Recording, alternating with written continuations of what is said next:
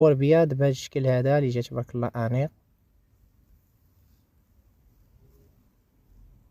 بالنسبه لي طابل دونوي جاو كلهم مشيان طبيعي، الفيسان ديالهم اللي خدمناهم بالبيض دخلنا معاه البياض. بالنسبه لي زيطاجير ولا الكومودا اللي جات تبارك الله انيقه.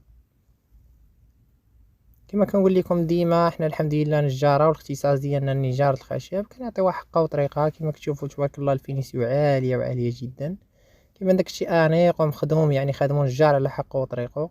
الحمد لله الصناعه المغربيه غادا وكتزدهر، والصناع كيديروا مجهود كبير باش يكون ديما تطور الجديد.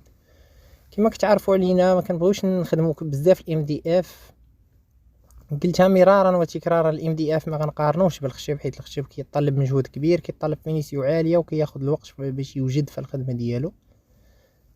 ولكن بالنسبه للخشب الحمد لله كيضرب فتره طويله، والكاليتي ديالو مزيانه وكدوم. يعني بيت النعاس كياخد ام دي اف عنده اجال، وخاصك تبدل داك بيت النعاس. بالنسبه للاطي كيدوم مده اطول.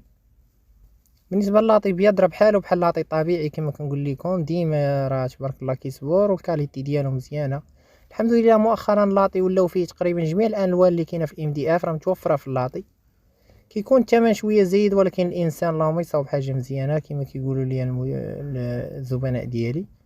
كنتمنى من الله الفيديو يكون عجبكم، وشكرا بزاف للمتتبعين ديالنا اللي خدمت ليهم ولا اللي متبعيني وكيشكروني بزاف. صراحه هادشي كيحفزني ويخليني ندير مجهود كبير باش نبقى ديما نعطي الجديد.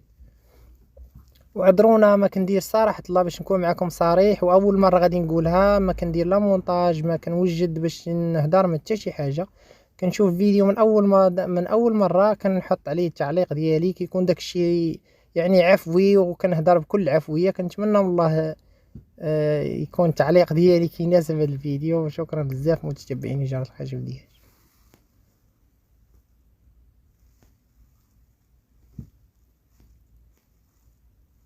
والبياض بهذا الشكل هذا اللي جا تبارك الله انيق.